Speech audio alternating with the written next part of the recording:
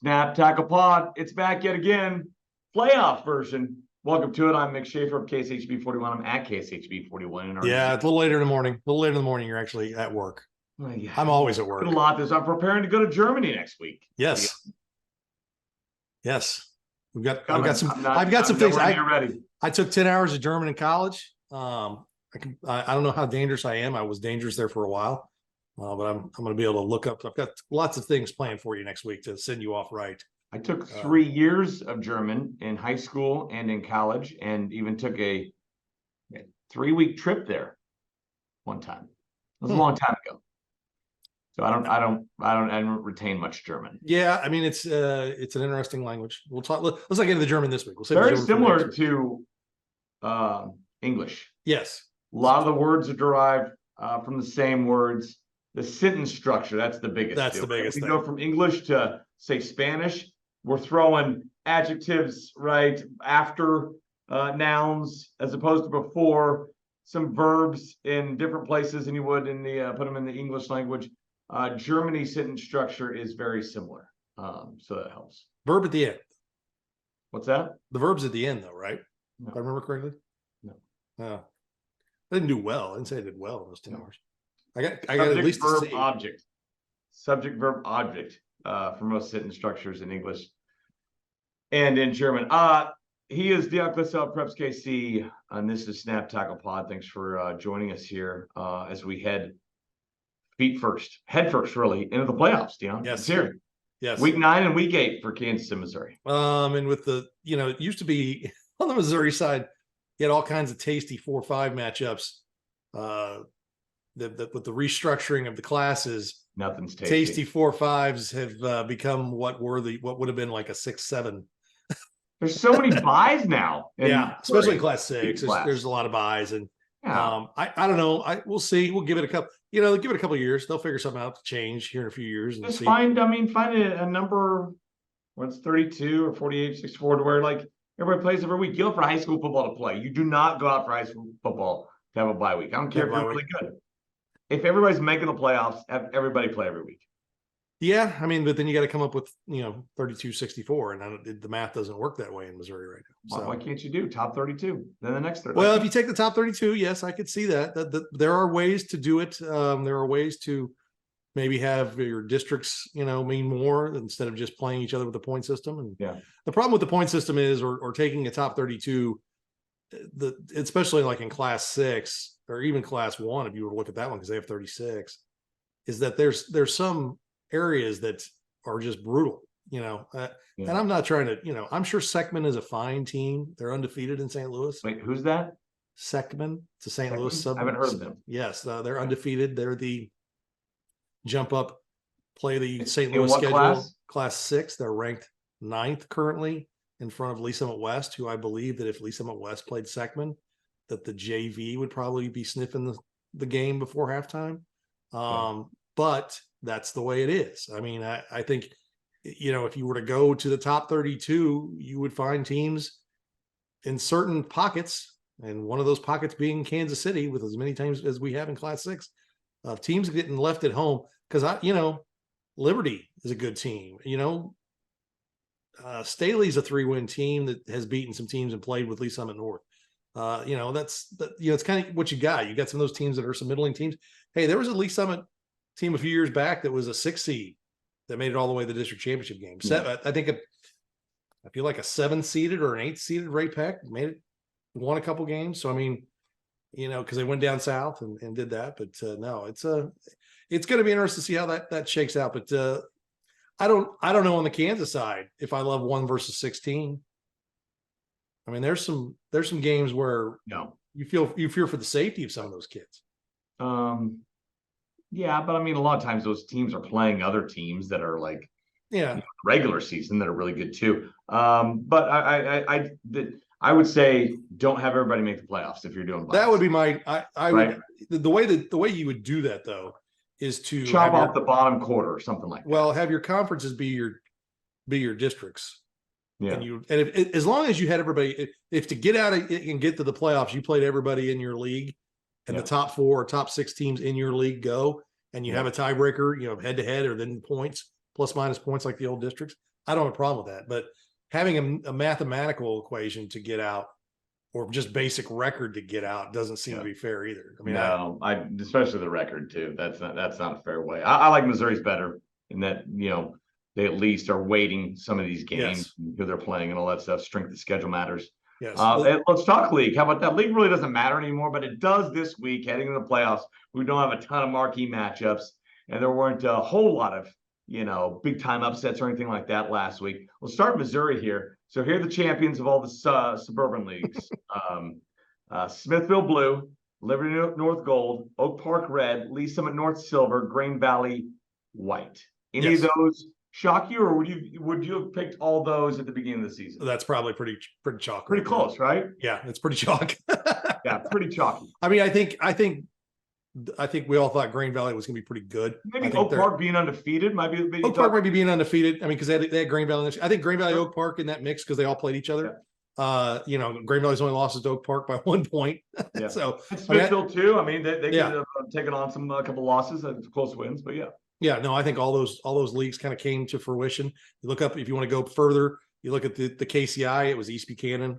North Platte kind of snuck in there a little bit, but Mid Buchanan, those are teams at the top. You look at the MEC, you got Maryville and St. Pius, they're at the top. The MRVC West is a little different because they all kind of beat up on each other a little bit. Yeah. Pleasant Hill has the one loss to Warrensburg, but Warrensburg has several losses. Odessa had the one loss to Pleasant Hill, then lost to Harrisonville last week. Yeah. Oak Grove finishes with just the 2 losses to Odessa and Pleasant Hill, and beats Harrisonville 2 weeks ago. Like I told you, Pat Richard emailed me to tell me they hadn't won that game in 10 years, or texted me that morning to tell me they hadn't won that game in 10 years. And so that's a league that I think if you said Pleasant Hill will be at the top, but those are the teams in the mix. MRVC East, Lafayette County ran away with that. IL, or what is left of the IL, those 3 teams. Lincoln Prep was the best team in that league. So basically a lot of chalk in terms of conference. I think that's an easy way to look at it on the Missouri side. Lee Summit North, what a scare last week from Park Hill, right? And you had Liberty North with a big win over Lee Summit West. I know they played already this year, but it was in week 1, and Lee Summit North got the victory. But if you're doing a poll, I know you hate polls. Who would you rank number 1 out of those? Is Liberty North the best team right now? I think they're playing the best. In the rankings, the Lee Summit North is still ranked the best. I still think that you get, even if it's 2 months ago, your head-to-head is still still viable. Matter, absolutely. So I'd say the way they're playing right now, I think Liberty North is playing the best. It's going to be an interesting run for all of these teams. Lee Summit North's got to get through Lee Summit West again, possibly Lee Summit West or Rockers. They don't have to play them both. Right. Lee Summit West and Rockers will have to, if they're going to get out, they're going to have to play those 2 teams, to get out.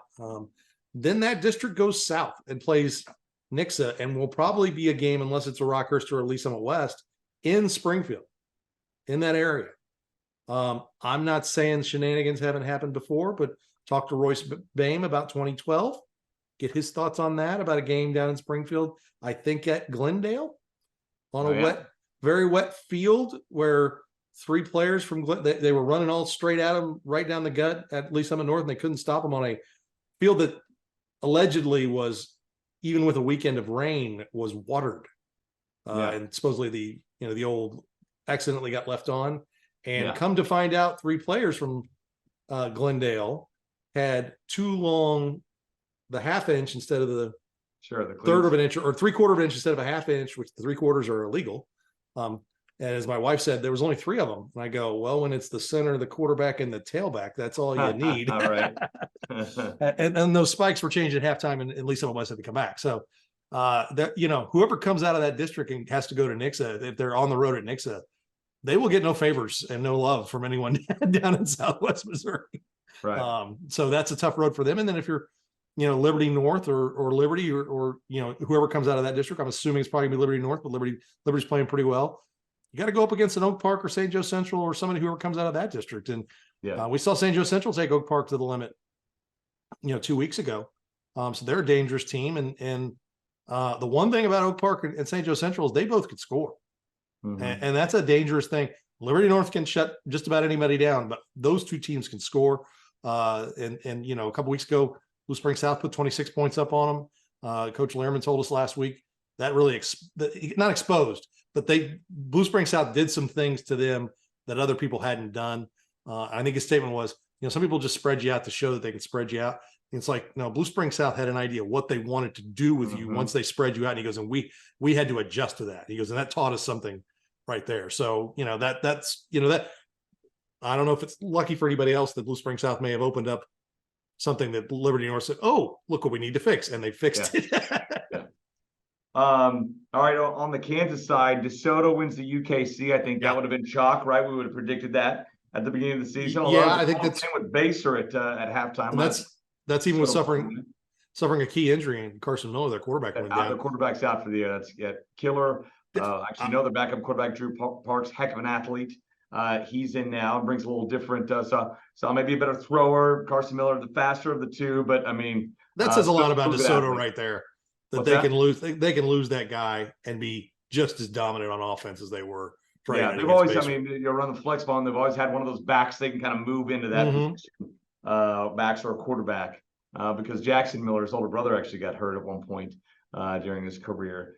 So that's not a big surprise. I think Sunflower League, if you would have said like the North and Gardner tie for it, I know Gardner beat North. That's nobody's shocked at that.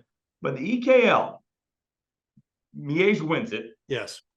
But right there with them, and they beat this other team. But this other team, Blue Eye Southwest, who's 7-1. Yeah. And they beat all the other Blue Valleys, and they beat Aquinas last week. I think what you saw at Blue Valley Southwest is the team that made it to the semifinals last year is the same team. I mean, I think that's what they brought up. They brought it back, and I think they're a lot better. Yeah, well, I think they're better, but I'm saying there was no drop off. That wasn't a fluke. 2 receivers back. They got, I think, some linemen back, and then quarterback as well. And hats off to them. They lost to Miege, and it's something that this group hasn't done is beaten Miege. But hats off to them. They beat Aquinas. They beat everybody else in that league. Blue Valley Northwest, Blue Valley West, which are not easy teams to beat. They give you everything you want, well coached. And Anthony York really has these kids playing well. Defensively, they're playing a little better. A little bit better, yeah. They're going to give up. They're averaging. We think of them high flying offense and everything, but I looked at that. They're averaging 21 points more per game during the regular season this year than they did last year. 21 more per game. They're gonna give up some points because their offense is up and down the field, so their defense is on the field. Right? Yeah, there's gonna be a lot of possessions, and that's the nature of the beast. But they're pretty good out score people. And a good win for them last week, doubling up St. Thomas Aquinas 42-21. An Aquinas team that's got some work ahead of them because they've got to get healthy. Yeah, they got some injuries going on, and then they're going to hit the 4A playoffs here, and we'll see what happens. We'll talk about those as well a little bit later on. I don't want to miss out on the Meadowlark League. Atchison wins. I think we probably a couple weeks in. I think that you knew that how it was going to go. Good seasons by Washington. Schlegel got a win over Washington. Harmon. They had the first lead that, that program's coming along. So that was a good one. For Highland Park was almost the number 1 seed. Yes. Highland Park had a good season as well. Washington became a good win over them though. Yes. They are the first KCK school to get a win over Highland Park since Highland Park came in the league. Okay. So that's kind of a good win for them. And, so that league kind of went, I think I want to see Atchison play some other teams, because I don't know if you can ask them to do any more than they've done against the teams they play. I think they run into Miege last year. I can't remember. I think they did. I'm gonna look that up real quick. I think Trey Carter is the name of their quarterback. Really talented guy. He's put up good numbers. They've got a good tailback, good receiver. So I want to see them play some teams. I mean, I'm not just St. James. They're in St. James last year. Yeah. So they have 1 loss in the last 2 years. They're 17-1, and that's to St. James in, I believe, the second round of the playoffs. Yeah. So that's a team I want to see, go. I mean, I think, Jim Smith's been up there a long time coaching that team. And I think Atchison can be highly underrated for some of the talent that comes out of that school. They've got some good athletes and they do a good job.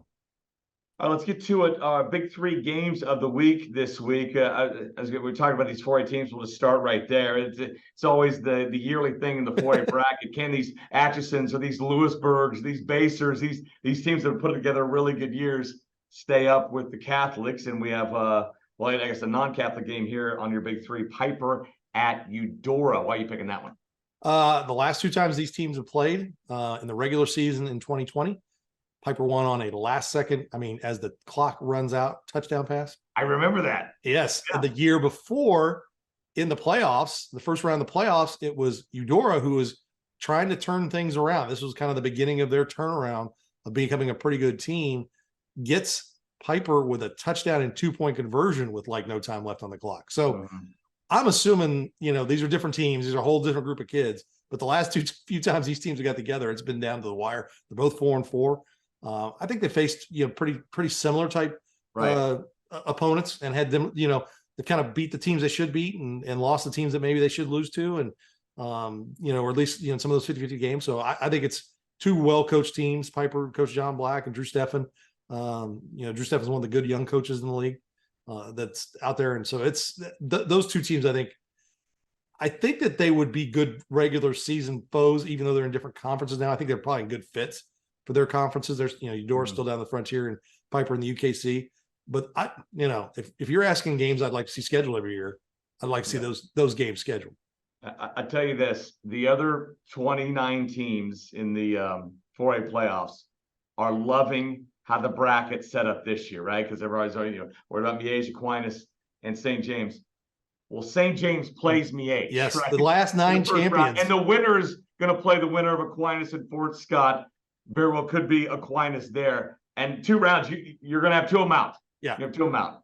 Yeah, and like I said, the last 9 Class 4A champions in the first round of the postseason in St. James and Bishop Miege. Miege won 6 in a row. St. James won 2 and beating Miege in the semis both times. And then Miege won it last year. So no, it's, St. James is getting better. That's a young team, but they're getting better. Good win over Blue Valley North last week. A couple weeks ago, they hammered St. Pius X over in Kansas City and, up at North Kansas City. And so, I think Miege is a better team here. I think Miege should get the win, but man, if you're Miege, that's how you wanted to start your playoffs. I know, right? Possibly those two teams. Possibility of Aquinas right after that. Yeah. So that's quite literally, if it plays out that your toughest games could be in 2 of your biggest rivals. I mean, your biggest rivals. Yeah. I know St. James, hadn't really. I mean, they've been kind of growing into a rival with Miege, beating them back-to-back years in the semis. That made it good. You couldn't make it much better than that right there. Yeah, absolutely.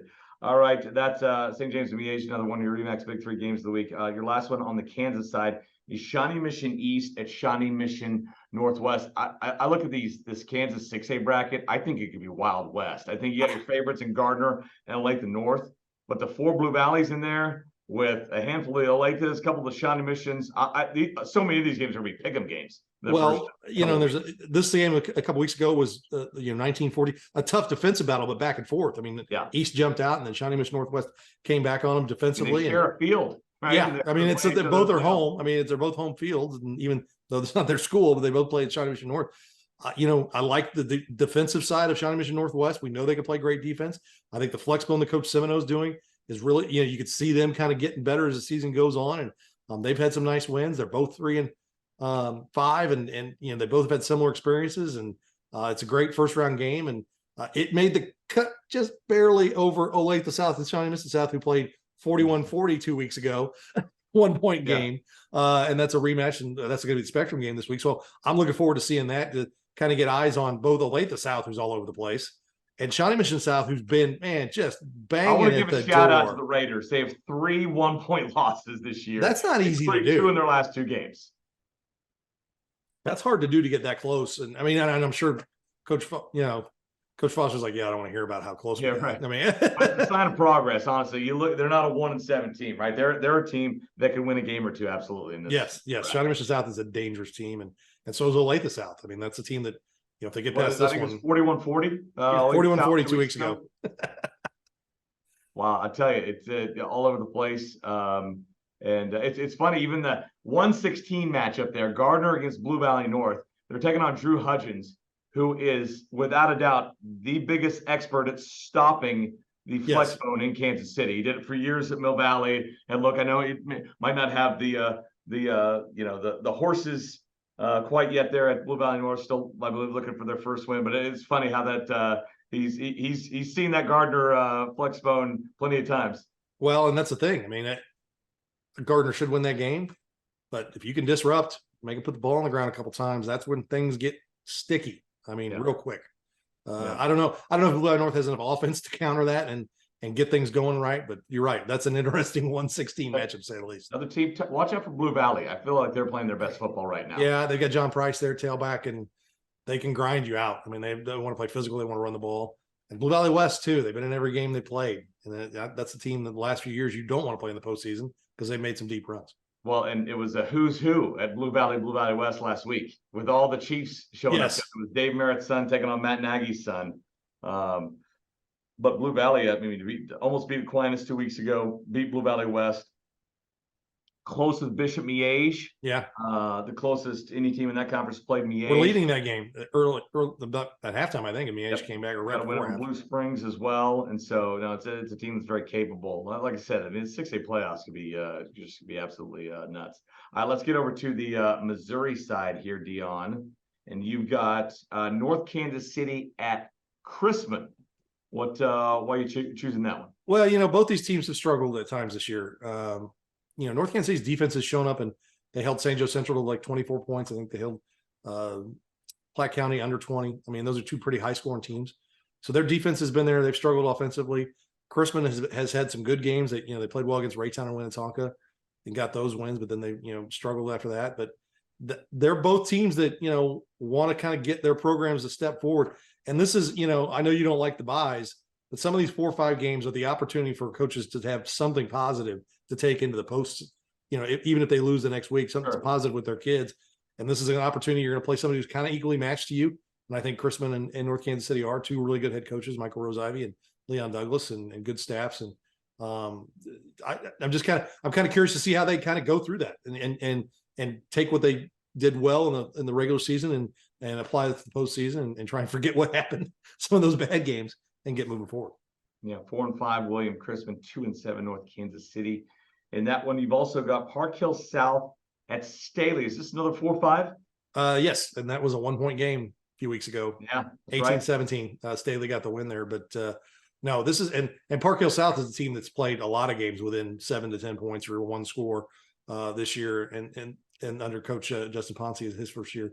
So they're, you know, they want to play and feel like they can get this game. And Staley, you know, coming off of their best win of the season, 54-0 over North Kansas City, they got to feel like they're playing good football.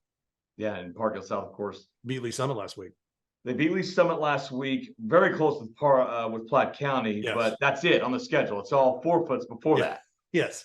Yeah, the first 7 were forfeits, but in those first 7 was an 18-17 loss to Staley, even though, you know, you don't see that anymore, but they've had some close ones. I mean, I think we're 10 points with Lee Summit North most of the game, close game, you know, some other close games in there where they were, you know, within 7 points. So I think both these teams felt like they would be a little better than they played this year. So I think this is their chance to kind of maybe make a statement like, hey, you know, we were good enough to win a postseason game, you know, and go on and go to another round. Yeah. All right. Lee Summit and Ray Peck, a couple schools that have had, you know, struggles in the back halves of their schedules. Yeah, it is. And I think, you know, Lee Summit had played pretty well, you know, at Oak Park in that game. They put up some points on Lee Summit North, then lost to Park Hill South last week, which is kind of a stunner. You know, Ray Peck, you look at them and you're thinking, how are they only 3 wins? And they've struggled. You know, they had a game where they were down 14-0 to Blue Springs South, came back and won that. And then they lose to Blue Springs last week. And I would have picked Ray Peck in that game, and they kind of got controlled by Blue Springs. A couple of weeks ago, they got just dominated by Liberty North. So, you know, they've got some athletes, especially on the offensive side for Ray Peck. So they've got to get things going. The Lee Summit defense has given up some points, but Dawson Heaney and that offense is pretty good. Yeah. They're going to get 25, 30, 35, 40 points every week. And I think that's a team that really could be dangerous. Can they, you know, if one of those teams, if they come out of that game, can they take out Lee Summit North? I don't know. But they each possess some things that will give them some problems. You know, offensively, I think as a group, Lee Summit's pretty good and dangerous. And then, you know, you got Jaden Riddell and the tailback from Ray Peck. Those are 2 big time players that could be dangerous as well. So I think this is a spot for both. Like you said, there's a theme here on some of these games on the Missouri side. It's a chance to kind of get some positives out of the season. But when you're talking 4 or 5 games, and, you know, the teams that used to be, you know, if they were in the same spot last year, they would have been a 6 and 7 seed. Right. So we don't have quite as many tasty 4-5s as we've had in the past. But the nice thing about it is next week we're going to have some 2-3s and some 1-4s that are some pretty solid games. They should be. Absolutely. I think on Friday night you'll see us kind of maybe feature some of the schools we haven't shot a lot of. Mhm. Got a lot of games this week. I'll throw a curveball at you. Hogan Prep at Kip Legacy. You know anything about that matchup? Well, 7 squads. Yeah, and it's Kip's a charter school that started Brand new this year, right? Well, yeah, they've been adding a year each. They were a middle school all the way through middle school, and then 3 years ago they added a freshman class, and they added another freshman class. They added another freshman class. So these juniors are the first 3 in, and they play JV ball. I had people tell me that seen them. They played University Academy early in the season, played them. They got beat, but they played them pretty well. Talked to their coach Michael Cobbins. Seems like they're doing it the right way, just trying to build. They've got good enthusiasm there, and talked to people played them in the summer. So they're athletic, they're good, they're well coached. And then Hogan Prep, we always know Coach Lascola, always plays pretty well, but their schedule was pretty tough this year. So it was tough for them to kind of get any traction on what they want to do. But no, the Kip gets to host. They're going to play their game at North Kansas City. That's what they played their home games this year. So that'll be one of these teams is going to get to have a postseason win on their schedule. Yeah. One more on the Kansas side. Piper. Sorry, we did that. Paola at Baser Linwood. Another one of those kind of 4A games. Yeah. Against two quality teams. Yes. Paola is a team that traditionally has been pretty good. I don't know if they're as good as they've been in the past. And Baser, outside of that DeSoto loss, they were as hot as anybody coming into last week. So no, it's a good, those are some good games over there. I like that Paola Baser game. I almost, the UKC is growing into a Class 5 league, 5A league. There's some teams I, wish would, Baser plays Tongi. They've tried to keep that game together from their old Call Valley days. There's some good crossover games there, I like those two leagues to match up where they can, like you got Piper and Eudora. So the postseason where you see it a lot of times, but those two leagues when they've got some teams that are either, like a Baser, which is going to be a smaller 5A now, Spring Hill, who's a smaller 5A on the Frontier League, and then all the 4A schools, the Eudoras, the Paolas, the Lewisburgs, and teams like that. And of course, Lansing, which has been Lansing, who just, up, down. Bonner did that for a while, up, down. So I like it when those two leagues match up. Yeah, absolutely. And then stay on the Kansas side, it's the time where we say goodbye to the Lawrence schools, right? Bye, Lawrence schools. Go east for 1 year. This is the last time they're coming back. They're coming back. They're going west. They're coming back next year. Oh, they are. Yes. Next year. This 1 more year, they're going west. I think it's funny. They're both hosting Garden City and Dodge City. Yeah, I saw that. I was like, field trips you're going to have this Kansas postseason. I saw that and I was like, well, I'm sure Gardner and Dodge really loved the brackets when they came out. They're like, oh, geez. Yeah. But at the same time, would you rather be that, have that, or be Lawrence and Free State and have to go to Gardner or Dodge? Yeah, at least if you're the Lawrence schools, you're hosting those two. And I'm every year I look for it, and I think 6A on the west side's kind of up for grabs. I mean, Derby's not what Derby's been. I don't know, how much, how battle tested is Washburn Rural or Manhattan. Yeah, that's the question. I always look for that 1 year that the Lawrence school can squeeze by, and we can have two Kansas City teams in the state championship game. And I wonder about Washburn Rural. They've been very good. I mean, I'm not trying to be down on them, but they've played Piper. They had Piper and DeSoto on their schedule. I mean, it's not like that's not a disparaging Piper and DeSoto. That's 4A to 5A. Manhattan, I believe. Correct? They did beat Manhattan. That's their big win. And Manhattan beat Derby and beat Wichita Northwest. So yeah, they're defending state champions. So we'll find out. I mean, if Lawrence or Free State makes a run through there, we'll see, because both those teams are multi-loss teams. Yeah. Free State, I think they're both 6-2, aren't they? It's crazy. They're both 6-2. And they're like the 6 and 7 seeds on the west side. Just some of these schools just don't play the schedules as some of the others, which as opposed to, I believe, 6-2 on the east side might get you. Yeah, got you to go late the East a 3 seed, right? Yeah.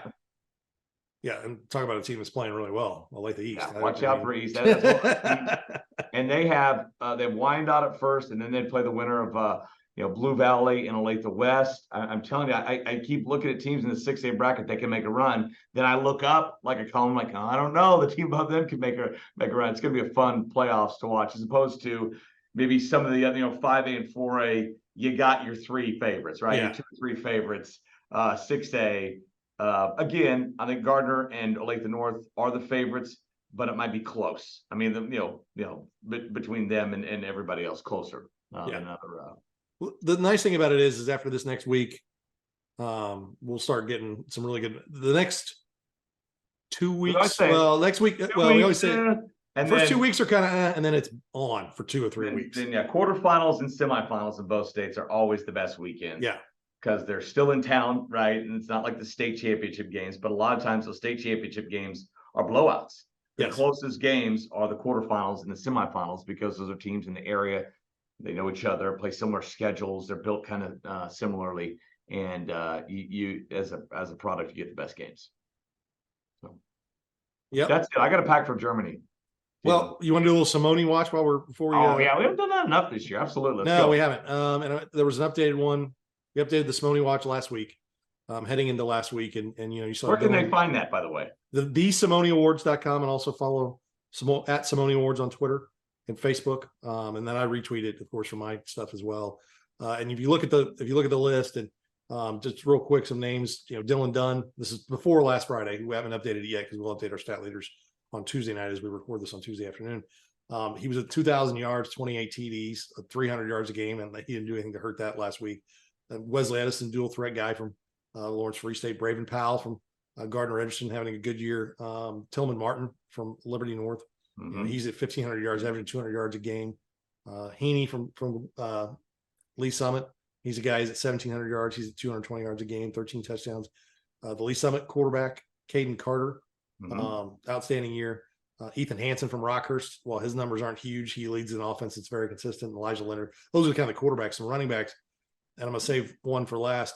Trayvon Pankey, 1,300 yards, 77 yards a carry from Oak Park. And Gabe Fields had a huge game. He's at 1,200 yards for St. Joe Central, averaging 8 yards a carry. He's got 21 touchdowns. River Peppers from Fort Osage going into last Friday. Great name. 25 touchdowns, 1,400 yards, averaging 9.1 yards a carry. Quincy Torrey, the tailback from Lee Summit West, 15 touchdowns, 1,000 yards rushing, in 8 games going into last week. Sage Huffman on the Kansas side, Blue Valley West. Colton McKenna from Spring Hill, he's got 1,400 yards in 7 games. And then TJ Porter going into last week only had 679 yards, but he had 13 touchdowns in 5 games. So he's averaging $135. And then some guy named Ty Williams from Grain Valley, who in week 7 saw his per carry average dip below 10 yards. Last week, he went ahead and righted that ship a little bit. He had 10 carries for 230 yards and 3 touchdowns, which brings him to, and I've got the updated almost 2,000 yards. It's almost 2,000. He's sitting about 1,900. And he's like at 19, right about 1,900 yards, 25 touchdowns. When you throw in his receiving, which going into last week, he was averaging, he had like 6 catches, 3 touchdowns. He's averaging 32 yards of reception. Wow. He definitely. It feels like to me this year it's a handful of quarterbacks and Ty Williams. Would you agree? Yeah, and favorites right now. Yeah, here we go through 9 games. It's updated right here. 130 attempts. Here we go. Let's see if I can do the right page. 184 attempts, 1,867 yards for a 10.1 per carry average, 25 touchdowns, 207.4 yards per game. Jeez. And oh, by the way, he's got 12 catches for 385 yards, 32.1 per catch, and 5 more touchdowns. So he's got 30 total touchdowns. Yeah. And it's funny because I did this week. We'll do a Fontana watch. Got an interview with Benny Palmer. Yeah. Name might sound familiar for you. He won the Fontana 20 years ago at Oak Park. Was where that ceremony was, and he really had some great. St. Pius, correct? No, Kearney. Kearney. He was on that Kearney team. It was back-to-back state champion Kearney teams, and some great insight with him. He said, when he went, I didn't know this, that Coach Thomas had told him he'd won before he went, so he had a speech ready. No, really? Back then, they all had to give speeches, so he had to write out a speech. And I go, well, these days they just get interviewed by Mick, and he's like, he goes, I would much rather do that now, especially because I wouldn't want to give a speech now as a former head coach, now assistant coach, special teams coordinator at Lee Summit High School. And no, it was a good interview with him, just talking about everything that went into it. And he was also Tommy Saunders, his teammate, was a finalist with him, who played at Mizzou. that Kearney team, those back-to-back Kearney teams had some dudes on it. Yeah. And so they, that was a kind of a cool thing. We'll have that conversation up. It'll be on the thesimoniawards.com website, and I'll be tweeting it out too. thesimoniawards.com. Yeah, that'll be out later this week. They got all the stats updated through last Friday. Yeah. week. Yeah, we get our It'll be stats updated soon. Tuesdays, and this is we're recording this on Tuesday afternoon, Tuesday night. And I'll let you in a little secret.